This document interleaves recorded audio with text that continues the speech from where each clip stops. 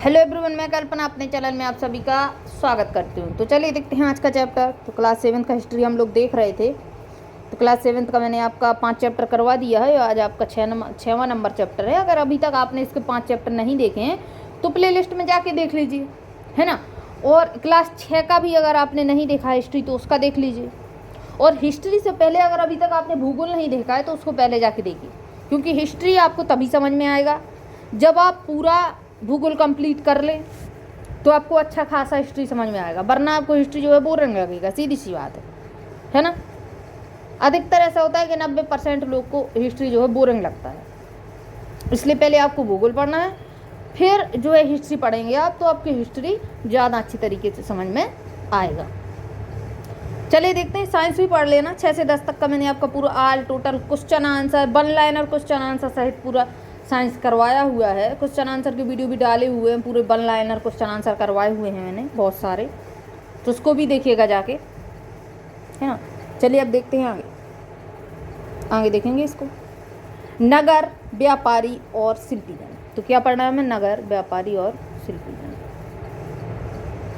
देखिए एक मध्ययुगीन नगर की यात्रा पर आया हुआ कोई यात्री, मध्यकाल में एक यात्री आया, उस नगर के बारे में कैसी आकांक्षाएं रखता होगा।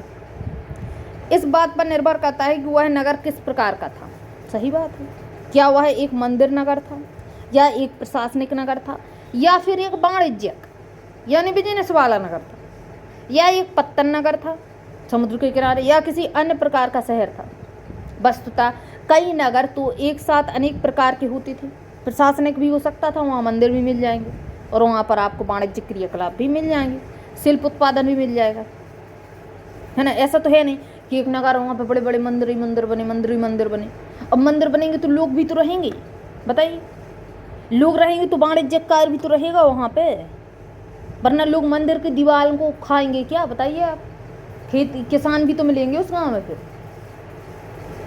तो हर एक कार्य एक गांव में होता होगा, अधिकतर ऐसा होता होगा। हो सकता है ऐसा हो कि किसी चीज़ की अधिकता हो सकता वाणिज्यिक कार्य की अधिकता हो सकता मंदिरों का की अधिकता हो, है ना। तो ये चीज़ रहती है। चलिए देखेंगे। तो ये तो आपका मैप में जो भी दिखाया गया हो, ये जो क्या दिखाया गया है कि इधर पे वृंदावन, अजमेर, पुष्कर, अहमदाबाद, सोमनाथ, सूरत, बम्बई, बीदर, बीजापुर, गोलकुंडा, इस शहरों के नाम उस समय के दिए हुए हैं मध्यकालीन युग। चलिए देखेंगे आगे। देखेंगे प्रशासनिक केंद्र कहाँ था। प्रशासनिक केंद्र अध्याय 2 में आपने चोल वंश के बारे में पढ़ा था। आइए हम अपनी कल्पना के घोड़ों पर सवार होकर चोल राजाओं की राजधानी तंजावुर में चलते हैं। चलिए कल्पनाओं के घोड़ों पर सवार होकर, कल्पना के घोड़े पर सवार होकर चलते हैं, जो हमने इमेजिन किया हुआ है ना। चोल राजाओं की राजधानी पर चलते हैं, तंजावुर में पहुंच गए। जैसा कि वह 1000 साल पहले था की यात्रा पर चलते हैं। आज की यात्रा पर नहीं कि आज अपन तंजावुर देखने जा रहे, अरे वाह तंजावुर शहर आज का देख ले, नहीं। ये कब बोल रहे हैं? इमेजिन करिए कि जो 1000 साल पहले था उस समय पे आप जाइए तंजावुर, है ना। तो देखिए आगे क्या है। वर्ष में 12 महीने बहने वाली कावेरी नदी एक सुंदर नगर के पास बहती है। राजराज चोल द्वारा निर्मित राजराजेश्वर मंदिर की घंटियां बजती हुई सुनाई देती हैं। किसके द्वारा? राजराज प्रथम ने राजराजेश्वर मंदिर बनवाया था। लोग नगर के वास्तुकार कुंजर मल्लन राजराज राजराज पेरुथचन की वास्तुकला की प्रशंसा करते हुए नहीं थकते। हमें वास्तुकार का नाम इसलिए पता है क्योंकि उसने गर्व से अपने नाम को मंदिर की दीवार पर उत्कीर्ण किया है। मंदिर के भीतर एक विशाल शिवलिंग स्थापित है, यानी शिव को समर्पित है राजराजेश्वर मंदिर। वास्तुकार का नाम क्या है? कुंजर मल्लन राजराज पेरुथचन, है ना, थचन। कुंजर मल्लम राजराज पेरुथचन, ये किसका नाम है? ये वास्तुकार का नाम है। याद रखिएगा, हो सकता है एग्जाम में पूछ दे कि राजराजेश्वर मंदिर के वास्तुकार का क्या नाम है। तो पहली बात तो आपको कुंजर मल्लन याद कर लेना है, बहुत है, बाकी और तो आपका आ जाए। कुंजर मल्लन इंपॉर्टेंट है। इस मंदिर के अलावा नगर में अनेक राजमहल हैं, जिनमें कई मंडप बने हुए हैं। राजा लोग इन मंडपों में अपना दरबार लगाते हैं। यहीं से वे अपने अधीनस्थों के लिए आदेश जारी करते हैं। नगर में सैन्य शिविर भी बने हुए हैं। नगर उन बाजारों की हलचल से भरा हुआ है जहां अनाज, मसालों, कपड़ों तथा आभूषणों की बिक्री हो रही है। बाजार में जाएंगे तो क्या मिलेगा? मार्केट मिलेगा, है ना। नगर के लिए जल की आपूर्ति कुओं और तालाबों से होती है। तंजावुर और उसके निकटवर्ती नगर उरयूर के सालिये बुनकर मंदिर के उत्सव के लिए झंडे, झाड़ियाँ जो हैं बनाने का कपड़ा मिलता है। राजा और अभिजात वर्ग के लिए बढ़िया सूती वस्त्र मिलता है। जनसाधारण के लिए मोटी सूती वस्त्र मिलता है ना। अब और आगे देखिए मार्केट में, यहाँ से कुछ दूरी पर स्वामी मलाई में स्थापित अथवा मूर्तिकार उत्तम कांस्य मूर्तियाँ तथा लंबे सुंदर घंटा धातु के द्वीप बन रहे हैं। कहाँ पे? स्वामी मलाई जगह पे। तो एक ही शहर में कई तरीके के काम आपको दिख जाएंगे। आज भी है, आप अपने गांव में देख लीजिए, अपने शहर में देख लीजिए, कहीं पे शिल्पकार, है ना, कहीं पे मंदिर, कहीं पे मार्केट, कहीं पे कुछ, कहीं पे कुछ। तो ऐसे ही होता है। एक चीज़ से काम तो चलता नहीं है, एक चीज़ से ज़िंदगी कटती नहीं है। इंसान की ज़रूरतें हैं, संसाधन है, हर संसाधन लगेगा। मंदिर, नगर और तीर्थ केंद्र कौन कौन से हैं? तंजावुर एक नगर का भी उदाहरण है। मंदिर नगर नगरीकरण का एक अत्यंत महत्वपूर्ण प्रतिरूप प्रस्तुत करते हैं। नगरीकरण नगरों के विकास की प्रतिक्रिया है। मंदिर अक्सर समाज और अर्थव्यवस्था दोनों के लिए ही अत्यंत महत्वपूर्ण होते थे। शासक विभिन्न देवी देवताओं के प्रति अपना भक्तिभाव दर्शाने के लिए मंदिर बनाते थे। बड़ा मंदिर बनवाएंगे, यानी जो है बड़ा शिव का मंदिर, शिव का भारी भरकम मंदिर बनवा दिया, यानी उस राजा को शिव भगवान में बहुत ही आस्था है, बहुत ही भक्तिभाव रखता है वो। वे मंदिर को भूमि एवं धन अनुदान में देते थे, जिनकी आय से धार्मिक अनुष्ठान विधि विधान से संपन्न किए जाते थे। तीर्थ यात्रियों तथा पुरोहित पंडितों को भोजन करवाया जाता था और सर्वोत्सव मंदिर बनवाए जाते थे। पर्वोत्सव मनाए जाते थे, पर्व मनाए जाते थे, ठीक है, उत्सव मनाए जाते थे। मंदिर के दर्शनार्थी भी दान दक्षिणा दिया करते थे। जो लोग दर्शन करने आते थे दान दक्षिणा देते थे। आज भी यही चलन है कि जो लोग आएंगे दर्शन करने वो दान दक्षिणा देंगे। तो एक बार आप इस मूर्ति को देखिए, कांस्य मूर्ति कितनी गजब की बनी हुई है, जिनमें कृष्ण को नाग राक्षस कालिया को काबू करते दिखाया गया है। ये कृष्ण भगवान नाग राक्षस के ऊपर चढ़े हुए हैं, कालिए के ऊपर। चलिए देखेंगे कांस्य, घंटा धातु और लुप्त मोम तकनीक। तो क्या था इनका? लुप्त मोम तकनीक, यानी ये मूर्ति बनाते कैसे थे इतनी सुंदर। देखिए कांस्य एक मिश्र धातु है, कांसा, जो तांबे और टिन के मेल से बनती है। तांबा प्लस टिन इक्वल कांसा। घंटा धातु में रागे का अनुपात ज़्यादा, यानी टिन का अनुपात कर देते हैं ज़्यादा, तो वो आपकी घंटा धातु बन जाती है, यानी तांबा प्लस टिन। लेकिन टिन का इधर पे जो है परसेंटेज ज़्यादा रहेगा, किस्म के कांसे से अधिक होता था। यह घंटे जैसी ध्वनि उत्पन्न करती थी, इसलिए इसको घंटा धातु कहते थे। चलिए इधर पे आगे देखिए, चोलकालीन कांस्य मूर्तियाँ लुप्त मोम तकनीक से बनाई जाती थी। इस प्रविधि के अंतर्गत सर्वप्रथम मोम की एक प्रतिमा बनाई जाती थी। पहले मोम की बनाई जाएगी, जो मोमबत्ती होती है उसी मोम की बनाई जाएगी। इसे चिकनी मिट्टी से पूरी तरह लिप्त कर सूखने के लिए छोड़ दिया जाता था। मोम की प्रतिमा बनाई जाएगी, फिर उसको चिकनी मिट्टी से पूरा कवर कर दिया जाएगा। जो वह पूरी तरह सूख जाती थी तो उसे गर्म किया जाता था और उसकी मिट्टी के आवरण में एक छोटा सा छेद बना दिया जाता था और छेद के रास्ते सारा पिघला हुआ मोम बाहर निकाल दिया जाता था। ये जो मिट्टी की प्रतिमा बनी, मिट्टी तो जैसे हम गर्म करेंगे तो पक जाती होगी, है ना, यानी और मजबूत हो जाती होगी, लेकिन जो मोम है वो पिघल जाती होगी, तो उस मोम को पूरा बाहर निकाल दिया जाता था। निकाल कर छेद के रास्ते सारा पिघला हुआ मोम बाहर निकाल लिया जाता था। फिर चिकनी मिट्टी के खाली सांचे में उसी छेद के रास्ते पिघली हुई धातु भर दी जाती थी। आई बात समझ में? पिघला हुआ धातु अब उसमें भरेंगे। जब वह धातु ठंडा होकर ठोस हो जाता था तो चिकनी मिट्टी के आवरण को सावधानी पूर्वक हटा दिया जाता था, फोड़ दिया जाता था ऊपर से, और उसमें से निकाली प्रतिमा को साफ करके चमका दिया जाता था। विधि समझ में आई आपको कैसे बनाया जाता था? गजब का, एकदम गजब का कंसेप्ट था इनका मूर्ति बनाने का। मंदिर के कर्ता धर्ता मंदिर के धन को व्यापार एवं साहूकारी में लगाते थे।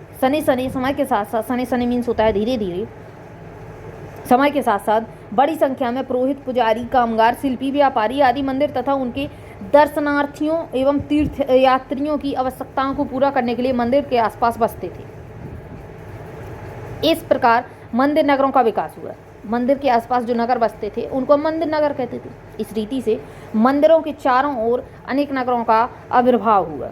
जैसे मध्य प्रदेश में भिल्ल स्वामिन यानी भीलसा या विदिशा तथा गुजरात में सोमनाथ का मंदिर। मध्य प्रदेश में भिल्ल स्वामिन का मंदिर मिलेगा, गुजरात में सोमनाथ मंदिर। कुछ अन्य महत्वपूर्ण मंदिर नगर तमिलनाडु का कांचीपुरम मंदिर और मदुरै और आंध्र प्रदेश में तिरुपति का आपको मंदिर मिल जाएगा। तो ये मंदिर याद कर लेना कौन कहाँ है। गुजरात में सोमनाथ है ना, मध्य प्रदेश में भिल्ल स्वामी का है, भिल्ल स्वामिन का, तमिलनाडु में कांचीपुरम, मदुरै आंध्र प्रदेश में तिरुपति का। तीर्थ स्थल भी धीरे धीरे नगरों के रूप में विकसित होने लगे। जैसे आज की बात करें आप वृंदावन की, या पहले की बात करें वृंदावन की, तीर्थ स्थल थे, दूर दूर से लोग बाग आते हैं, आज भी आते हैं। तो वहाँ पे नगर बस गए। और तिरुवन्नमलाई तमिलनाडु ऐसे नगरों के दो उदाहरण हैं। अजमेर में राजस्थान 12वीं शताब्दी में चौहान राजाओं की राजधानी था अजमेर, और आगे चलकर मुगलों के शासन में वह सूबा मुख्यालय बन चुका था। वह नगर धार्मिक से अस्तित्व का एक उत्कृष्ट उदाहरण प्रस्तुत करता है। सुप्रसिद्ध सूफी संत ख्वाजा मुईउद्दीन चिश्ती यहाँ 12वीं शताब्दी में बस गए थे। मुईउद्दीन चिश्ती कब आए थे यहाँ पे? 12वीं शताब्दी में अजमेर। और उनके दर्शनार्थी एवं श्रद्धालु सभी पंथों मतों से हुआ करते थे। अजमेर के पास ही पुष्कर सरोवर है, जहाँ प्राचीन काल से ही तीर्थयात्री आते रहते हैं। छोटे नगरों का संजाल कैसा था यहाँ पर?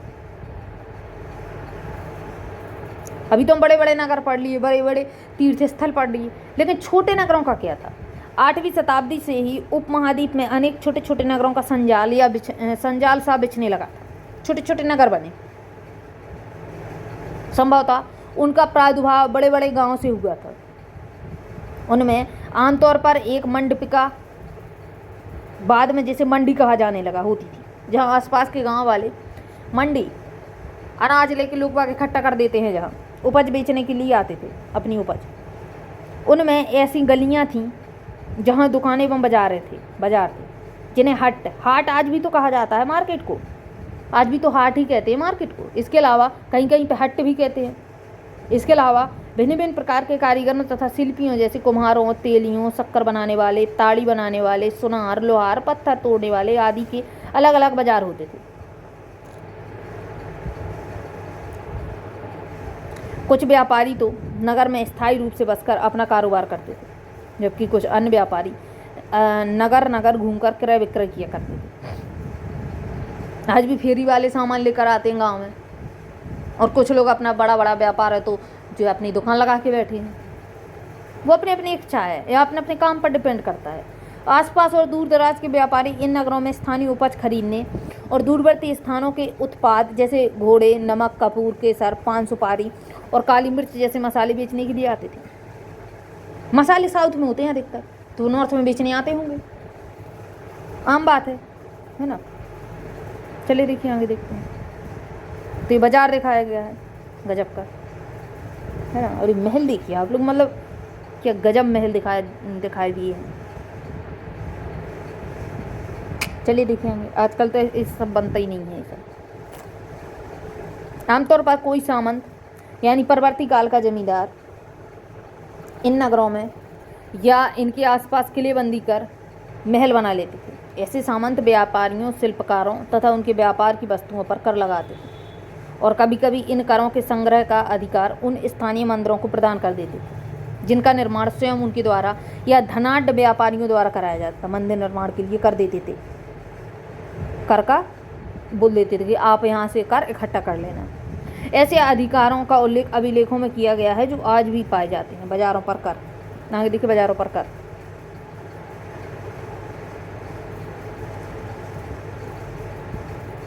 देखो यह राजस्थान से प्राप्त एक 10वीं शताब्दी के अभिलेख का सारांश है, जिसमें भी शुल्क दिए जाते थे जो मंदिर प्राधिकारियों द्वारा वस्तुओं के रूप में वसूल लिए जाते थे। शक्कर और गुड़, रंग, धागा, सुई, नारियल, नमक, सुपारी, मक्खन, तिल का तेल और कपड़े पर कर, इन सब पर कर लगाया जाता था। इसके अलावा व्यापारियों पर, धातु की चीज़ें बेचने वालों पर, असाबकों पर, तेल पर, पशुचारे और अनाज के बोरों पर भी कर लगाए जाते थे। यानी सीधी सी बात है, हर चीज़ पर टैक्स देना पड़ता था, आज भी और पहले भी। लेकिन आज एक लिमिट है। पहले राजा अपनी मर्जी से कर लेता था कि उसको कोई चीज़ की कमी पड़ी तो उसने जनता पर कर बढ़ा दिया, अत्याचार करता था और कुछ नहीं, है ना। बड़े और छोटे व्यापारी, व्यापारी कई प्रकार के हुआ करते थे। उनमें बंजारे लोग भी शामिल थे। कई व्यापारी, विशेष रूप से घोड़ों के व्यापारी, अपने संघ बनाते थे जिनकी एक मुखिया होता था और वह मुखिया उनकी ओर घोड़े खरीदने के इच्छुक योद्धाओं से बातचीत करता था।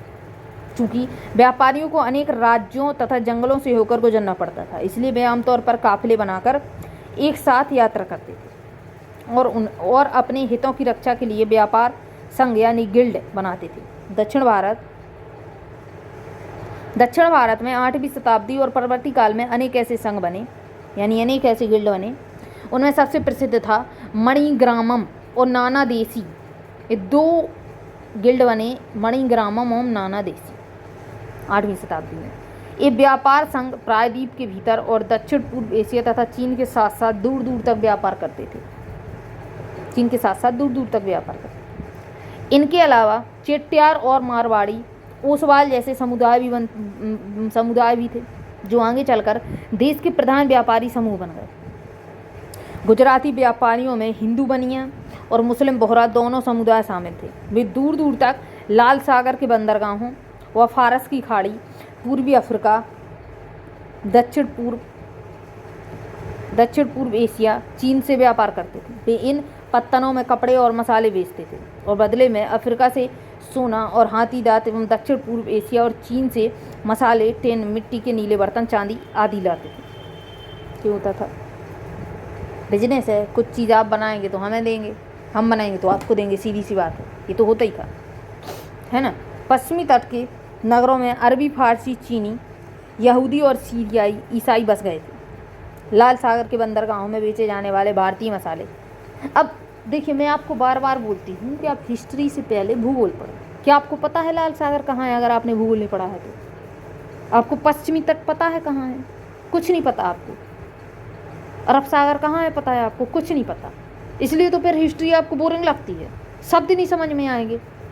पूरा मैप का खेल है, चाहे वो फिर हिस्ट्री हो या फिर आपका भूगोल। मैप बन गया तो हिस्ट्री भूगोल दोनों आपका बैलेंस हो जाता है। तो पहले तो आपको भूगोल पढ़ना है, फिर हिस्ट्री पढ़ना है। आगे देखिए। और कपड़े इतालवी व्यापारियों द्वारा खरीदे जाते थे और वहाँ से वे उन्हें आगे यूरोपीय बाज़ारों में पहुँचाते थे। उनसे व्यापार में बहुत लाभ होता था।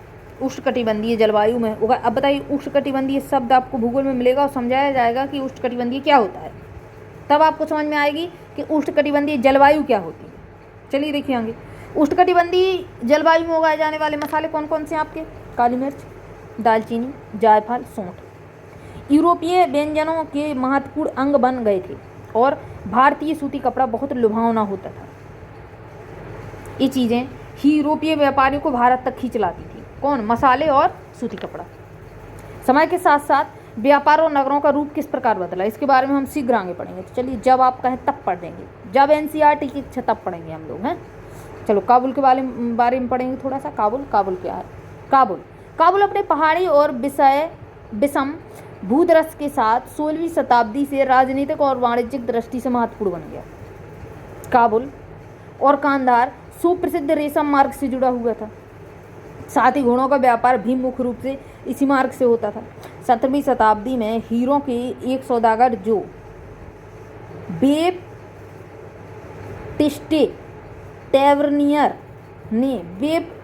टेवर्नियर ने अनुमान लगाया कि काबुल में घोड़ों का व्यापार प्रतिवर्ष 30,000 रुपये का होता है।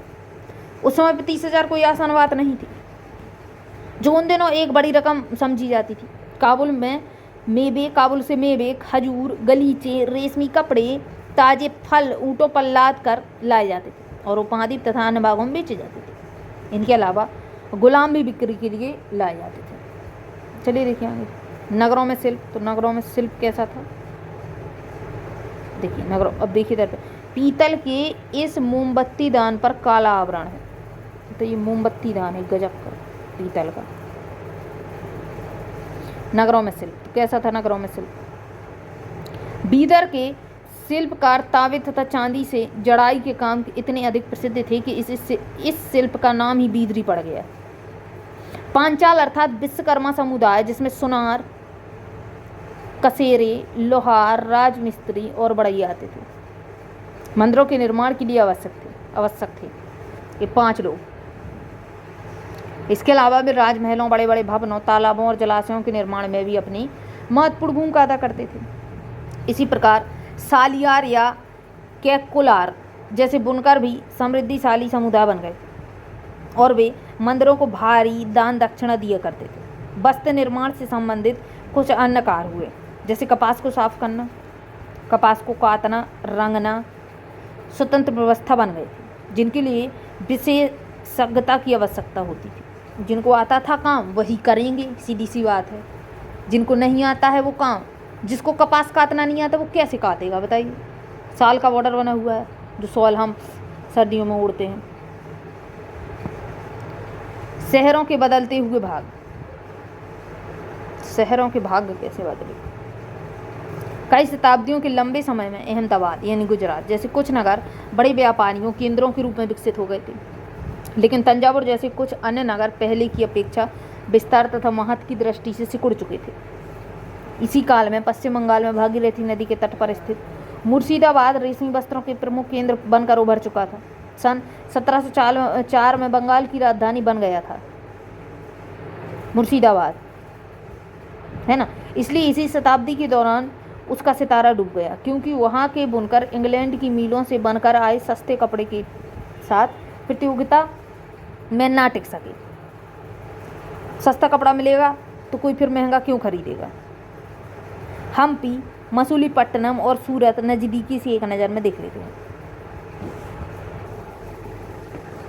हम्पी नगर कृष्णा और तुंगभद्रा नदियों के घाटी में स्थित है। यह नगर 1336 में स्थापित विजयनगर साम्राज्य का एक केंद्र स्थल था। कौन? हम्पी। हम्पी के शानदार खंडरों से पता चलता है कि उस शहर की किलेबंदी उच्च कोटि की थी। किले की दीवारों के निर्माण में कहीं भी गारे चूने जैसी किसी भी जोड़ने वाली मसाले का प्रयोग नहीं किया गया है और शिलाखंड आपस में फंसाकर गूंथा गया था। पत्थर को एक दूसरे से फंसाया हुआ था, है ना, और गजब की दीवार को बनाया हुआ था। चलिए देखिए, एक किलाबंद नगर, तो इसको आप लोग खुद पढ़ लेना, मैं नहीं पढ़ाने वाली आपको किलाबंद नगर, ठीक है ना, एक किस काम का नहीं है। आगे देखिए, हम्पी की वास्तुकला विशिष्ट प्रकार की थी। वहाँ के शाही भवनों में भव्य मेहराब और गुम्बद, वहाँ स्तंभों वाले कई विशाल कक्ष थे, जिनमें मूर्तियों को रखने के लिए आले बने हुए थे। आले मतलब ऐसे अलमारी टाइप का। वहाँ सुनिश्चित बाग बगीचे भी थे, जिनमें कमल और टोडों की आकृतियों वाले मूर्तिकला के नमूने भी मिलते हैं आपको। 15वीं-16वीं शताब्दी के अपने समृद्धि काल में हम्पी कई वाणिज्यिक और सांस्कृतिक गतिविधियों से गुंजायमान रहता था। उन दिनों हम्पी के बाज़ारों में मुसलमान सौदागरों, चेट्टियों और पुर्तगालियों जैसे यूरोपीय व्यापारियों के एजेंटों का जमघट लगा रहता था। मंदिर सांस्कृतिक गतिविधियों के केंद्र होते थे और देवदासियों, विरूपाक्ष यानी शिव मंदिर के विरूपाक्ष शिव का मंदिर के अनेक स्तंभ वाले विशाल कक्षों में भी देव प्रतिमा राजा प्रजाजनों के समक्ष नृत्य किया करती थी। आगे देखिए, महानवमी पर्व जो आज दक्षिण में नवरात्रि पर्व कहलाता है, उन दिनों हम्पी में एक अत्यंत महत्वपूर्ण पर्व माना जाता था। पुरातत्वविदों ने उन महानवमी मंच को खोज निकाला है, जहां राजा अपने अतिथियों का स्वागत सत्कार करता था और अधीनस्थ व्यक्तियों से नजराने उपहार लिया करता था। वहीं विराजमान होकर राजा नृत्य एवं संगीत तथा मल्ल युद्ध के कार्यक्रम भी देखा करता था। 1565 में दक्कनी सुल्तानों गोलकुंडा, बीजापुर, अहमदनगर, बरार और बीदर के शासकों के हाथों विजयनगर की पराजय के बाद हम्पी का विनाश हो गया। तो हम्पी यहाँ पर ख़त्म हो गया। सूरत, पश्चिम का प्रवेश द्वार सूरत कहा जाता है। सूरत कहाँ मिलेगा आपको? गुजरात में, है ना। गुजरात, सूरत मुगल काल के कैम्बे, आज के खंबात की खाड़ी। आज हम खंबात की खाड़ी को पहले मुगल काल में कैम्बे कहा जाता था। गुजरात मिल जाएगी आपको। और कुछ समय बाद के अहमदाबाद के साथ साथ गुजरात के पश्चिमी व्यापार का वाणिज्यिक केंद्र बन गया था। खंबात की खाड़ी क्यों वाणिज्य का केंद्र बनी थी? क्योंकि जो दूसरे देशों से समुद्र पार करके सामान आता था तो वो किसी न किसी पोर्ट से ही आएगा, समुद्र किनारे से। इसलिए सूरत हॉर्मुंज की खाड़ी, और मुंज नहीं होता है, हॉर्मुंज है, हॉर्मुंज डालेंगे आप उसमें मोबाइल में, गूगल पे देखिए, गूगल मैप पे, तो आपको पता चल जाएगा हॉर्मुंज की खाड़ी कहाँ है। और हॉर्मुंज की खाड़ी से आप देखना सूरत कहाँ है, तो आपको समझ में आएगा कि किस रास्ते से आते थे। खाड़ी से होकर पश्चिमी एशिया के साथ व्यापार करने के लिए मुख्य द्वार था सूरत। सूरत को मक्का का प्रस्थान द्वार भी कहा जाता था, क्योंकि बहुत से हज यात्री जहाज से यहीं से रवाना होते थे, यहीं से बैठ के जाते थे, इसलिए इसको मक्का का प्रस्थान द्वार भी कहा जाता था, मक्का के जाने के साइड का रास्ता। सूरत एक सर्वदेशीय नगर है जहाँ सभी जातियों और धर्मों के लोग रहते थे। 17वीं शताब्दी में वहाँ पुर्तगालियों, डचों और अंग्रेजों के कारखाने एवं माल गोदाम बना दिए, गोदाम बड़े बड़े सामान रखने के लिए, माल रखने के लिए। अंग्रेज इतिहासकार ओविंगटन ने 1689 में सूरत बंदरगाह का वर्णन करते हुए लिखा कि किसी भी एक वक्त पर भिन्न भिन्न देशों के औसतन 100,000 इस बंदरगाह पर लंगर डाले खड़े देखे जा सकते थे। जहाज 100,000 बताइए। सूरत में ऐसी अनेक दुकानें भी थीं जो सूती कपड़ा थोक और फुटकर कीमतों पर बेचती थीं। सूरत के वस्त्र अपने सुनहरे गोटा किनारियों यानी जरी के लिए प्रसिद्ध थे और उनके लिए पश्चिमी एशिया, अफ्रीका और यूरोप में बाजार उपलब्ध थे। राज्य ने विश्व के सभी भागों से नगर में आने वाले लोगों की आवश्यकताओं को पूरा करने के लिए अनेक विश्राम गृह बनवाए थे। लोग बाग आते थे तो उनके लिए विश्राम गृह, जैसे आजकल होटल बनते हैं, वहाँ भव्य भवन और असंख्य मनोरंजक स्थल थे। सूरत में काठियावाड़ी सेठों तथा महाजनों की बड़ी बड़ी साहूकारी कंपनियां थीं। उल्लेखनीय है कि सूरत से जारी की गई हुंडियों को दूर दूर तक मिस्र में काहिरा, इराक में बसरा और बेल्जियम में एंटवर्प के बाज़ारों में मान्यता प्राप्त थी। मिस्र में काहिरा नाम की क्या है शहर, इराक में बसरा का और बेल्जियम में एंटवर्प उस समय को बाज़ारों में मान्यता प्राप्त थी। चलिए देखिए, किंतु 17वीं शताब्दी के अंतिम वर्षों में सूरत का भी अधःपतन हो गया था। इसके कई कारण थे। मुगल साम्राज्य के पतन के कारण बाजार तथा उत्पादकता की हानि हो गई और पुर्तगालियों द्वारा समुद्री मार्ग पर नियंत्रण तथा वर्तमान मुंबई से प्रतिस्पर्धा, जहां 1668 में अंग्रेजी ईस्ट इंडिया कंपनी ने अपना मुख्यालय स्थापित कर लिया था। आज सूरत एक महत्वपूर्ण वाणिज्यिक केंद्र है। कब? 1668 में यहाँ पर ईस्ट इंडिया कंपनी आ चुकी थी, उसने अपना मुख्यालय स्थापित किया। अंग्रेज आ चुके थे मुगलों के बाद, है ना। जोखिम भरा दौर मसूलीपट्टनम के लिए चुनौती था। चलिए देखिए आगे। मसूलीपट्टनम या मछलीपट्टनम नगर कृष्णा नदी के डेल्टा पर स्थित है। अब जल्दी से मैप में देख लीजिए जाकर कृष्णा नदी कहाँ है।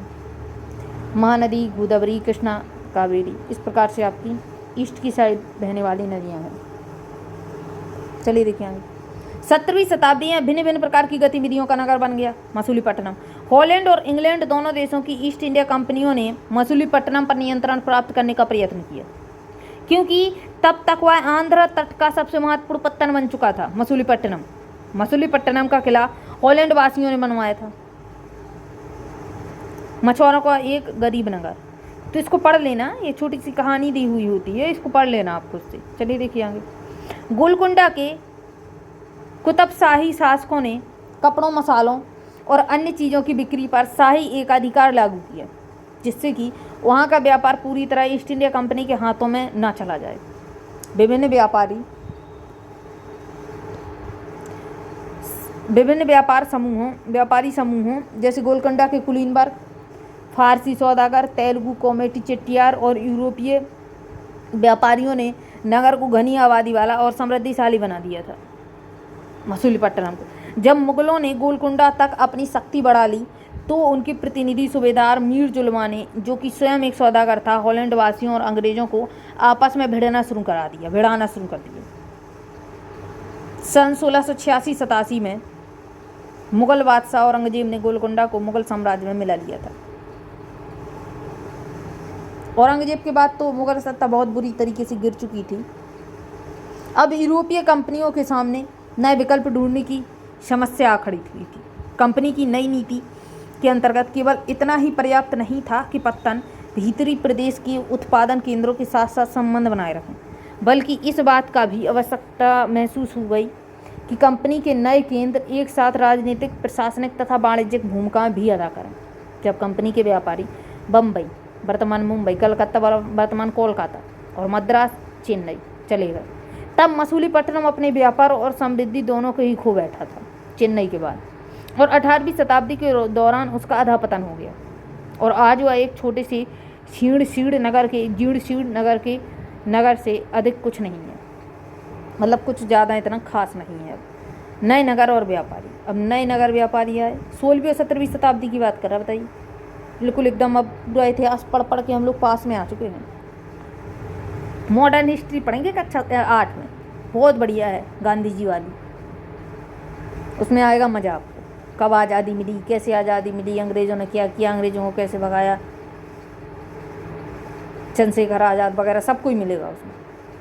16वीं और 17वीं शताब्दी में यूरोप के देश व्यापारिक उद्देश्यों से मसालों और कपड़ों की तलाश में लगे हुए थे, जो यूरोप और पश्चिमी एशिया दोनों जगह लोकप्रिय हो गए। अंग्रेज़ों, होलैंड वासियों और फ्रांसीसी ने पूर्व में अपनी वाणिज्यिक गतिविधियों का विस्तार करने के लिए अपनी अपनी ईस्ट इंडिया कंपनी बनाई। प्रारंभ में तो मुल्ला अब्दुल गफूर और बीरजी बोरा जैसे कुछ बड़े भारतीय व्यापारियों ने, जिनके पास बड़ी संख्या में जहाज थे, उनका मुकाबला किया। किनका? होलैंड वासियों का। किंतु यूरोपीय कंपनियों ने समुद्री व्यापार पर अपना नियंत्रण स्थापित कर लिया था। अपनी नौसेना शक्ति का प्रयोग किया, नौसेना शक्ति थी इनके पास, और भारतीय व्यापारियों को अपने एजेंट के रूप में कार्य करने के लिए मजबूर कर दिया। अंततः अंग्रेज उपमहाद्वीप में सर्वाधिक सफल वाणिज्यिक एवं राजनीतिक शक्ति के रूप में उभर कर स्थापित हो गए। अंग्रेज वस्त्रों जैसी वस्तुओं की मांग में तेजी आ जाने से अधिकाधिक लोगों ने कताई, बुनाई, धुलाई, रंगाई आदि का धंधा अपना लिया। इससे इन शिल्पों का बहुत विस्तार हुआ। भारतीय वस्त्रों के रूप, रंग और डिजाइन अधिकाधिक परिष्कृत होते गए, अच्छे होते गए। धीरे धीरे सुधार आया इन चीज़ों में। किंतु इस काल में शिल्पकारों की स्वतंत्रता घटने लगी थी। शिल्पी जन पेशगी की प्रणाली पर काम करने लगे थे, जिसका अर्थ था कि उन्होंने जिन यूरोपीय एजेंटों से पहले ही पेशगी ले ली है, उन्हीं के लिए उन्हें कपड़ा बुनना होगा। पहले से ही पैसा ले रखा है, खुद को बेच दिया अपने आप को। अब बुनकरों को अपना कपड़ा या बुनाई के नमूने बेचने की स्वतंत्रता नहीं थी। अब जैसे अंग्रेज चाहेंगे वैसे आप चलेंगे। उन्हें तो कंपनी के एजेंटों द्वारा निर्धारित डिजाइन के कपड़े ही उन्हीं की मांग के अनुसार बनाने पड़ते थे। डिजाइनर हो गए। जैसे आज हम कहेंगे भाई ऐसी डिजाइन का कपड़ा बनाइए, तो वो टेलर है, वैसी डिजाइन का कपड़ा बनाएगा। तो वही चीज़ उस समय पर हो गई थी। 18वीं शताब्दी में बम्बई, कलकत्ता, मद्रास नगरों का उदय हुआ, जो आज प्रमुख महानगर है, आज तो हैं ही। शिल्प और वाणिज्य में बड़े बड़े परिवर्तन आए और बुनकर जैसे कारीगर तथा सौदागर यूरोपीय कंपनियों द्वारा इन नए नगरों में स्थापित ब्लैक टाउन में स्थानांतरित हो गए। ब्लैक यानी देसी व्यापारियों द्वारा शिल्पकारों को इन ब्लैक टाउन्स में सीमित कर दिया गया, जबकि गोरे शासकों ने मद्रास में फोर्ट सेंट जॉर्ज और कोलकाता में फोर्ट सेंट विलियम की शानदार कोठियों में अपने आवास बनाए। याद रखिएगा, मद्रास में फोर्ट सेंट जॉर्ज और कलकत्ता में फोर्ट सेंट विलियम बने हुए थे। 18वीं शताब्दी में शिल्प कलाओं तथा वाणिज्य की कहानी हम अगले चैप्टर में पढ़ेंगे। आज अब अगले चैप्टर में आप जो कहेंगे पढ़ लेंगे। तो ये रहा आपका वास्को द गामा और क्रिस्टोफर कोलंबस। इसको पढ़ लेते हैं अन्यत्र को, क्योंकि बताया जाता है वास्को ड गामा ने भारत की खोज की। हालांकि वास्को ड गामा ने भारत की खोज नहीं की, क्योंकि देखिए अभी तक हम जो पढ़ते आ रहे हैं, वास्को ड गामा 1498 में भारत पहुंचा था, और इससे पहले तो कितने लोग नहीं भारत आए हैं, बताइए आप, कितने लोग भारत आए हैं। पूरा व्यापार हमारा दूसरे देशों से चलता था, तो क्या उनको भारत पता नहीं था क्या? तो ये जो आया ये बाबा इसने खोज कर दी? नहीं, ऐसा नहीं था। तो इसने किस चीज़ की खोज की, वो चीज़ आप लोग याद रखना। आज के बाद ये मत बोलना वास्को द गामा ने क्या किया, भारत की खोज की, बिल्कुल गलत बात है। वास्को द गामा ने भारत के समुद्री मार्ग की खोज की। आई बात समझ में? 15वीं शताब्दी में यूरोपीय नाविकों द्वारा समुद्री मार्ग खोजने के अभूतपूर्व कार्य किए गए। उनमें से अनेक नाविक भारतीय उपमहाद्वीप तक पहुंचने का मार्ग खोजने और मसाले प्राप्त करने की इच्छा से प्रेरित थे। 60 गुना फायदा होता था भाई इनको। 1 रुपए की चीज़ खरीद के जाएंगे मसाला यहाँ से और अपने देश में जाके 60 का बेचेंगे। मतलब ये 60 गुना फायदा, तो 4 5 10 गुना नहीं, 60 गुना फायदा होता। पुर्तगाली नाविक वास्को द गामा एटलांटिक महासागर के साथ साथ यात्रा करते हुए कैंप ऑफ गुड होप से निकलकर और हिंद महासागर को पार करते हुए भारत पहुंचा। उसे अपनी पहली यात्रा को पूरा करने में 1 वर्ष का समय लगा। क्यों? क्योंकि उसने खोजा है, 1 वर्ष से ज़्यादा समय लग गया। वह 1498 में कालीकट पहुंचा और अगले वर्ष पुर्तगाल की राजधानी लिस्बन लौट गया। इस समुद्री यात्रा के दौरान उसने 4 में से 2 जहाज नष्ट हो गए थे उसके, और 170 यात्रियों में से केवल 54 यात्री ही जीवित बचे थे। बताइए, ये होता था पहले। इन प्रत्यक्ष खतरों के बावजूद जो मार्ग खोले या खोजे गए वे अत्यंत लाभकारी सिद्ध हुए, और उसके बाद जो अंग्रेज, होलैंडवासी और फ्रांसीसी नाविकों ने भी उसका अनुकरण करना प्रारंभ कर दिया। देखिए आगे, भारत पहुंचने के लिए समुद्री मार्गों की खोज का एक अन्य सुपरिणाम निकला जिसकी किसी की आशा नहीं थी। एक इटलीवासी क्रिस्टोफर कोलंबस ने भारत पहुंचने का मार्ग खोजने के लिए अटलांटिक महासागर को पार कर लिया, यानी ये पूरब की साइड चला गया। पश्चिम की ओर यात्रा करने का निश्चय किया, पश्चिम की साइड चला गया, पूरब की साइड आना था इसको। उसका सोचना था कि चूंकि पृथ्वी गोल है इसलिए वह पश्चिम की ओर से भी भारत पहुंच सकता है। वह 1492 में वेस्ट इंडीज के तट पर पहुंचा। वेस्ट इंडीज का नाम इसी भ्रांति के कारण पड़ा है, इसलिए इसको वेस्ट इंडीज कहा जाता है, कोलंबस के कारण। उसके पीछे स्पेन और पुर्तगाली के नाविक और विजेता भी वहां आते रहे और उन्होंने मध्य और दक्षिणी अमेरिका के बड़े बड़े भागों को अपने कब्जे में कर लिया और अक्सर उन प्रदेशों की पहले वाली बस्तियों को नष्ट कर दिया। क्रिस्टोफर कोलंबस अमेरिका पहुंचा था, ठीक है, और वास्को द गामा ने इंडिया की खोज की थी, इंडिया के समुद्री मार्ग की खोज की थी। तो यहाँ पे आप चैप्टर होता है यहाँ पर ख़त्म। देखिए यहाँ पे क्वेश्चन आंसर आ चुके हैं आपके, करवाएंगे किसी नए वीडियो में। अगर आपको वीडियो पसंद आया हो, कुछ समझ में आया हो तो वीडियो को लाइक कर दीजिएगा, चैनल को सब्सक्राइब और ज़्यादा से ज़्यादा शेयर कर दीजिएगा, है ना। शेयर करना है, ज़्यादा से ज़्यादा शेयर करना है। अब मिलेंगे कल नए वीडियो के साथ, तब तक के लिए जय हिंद जय भारत।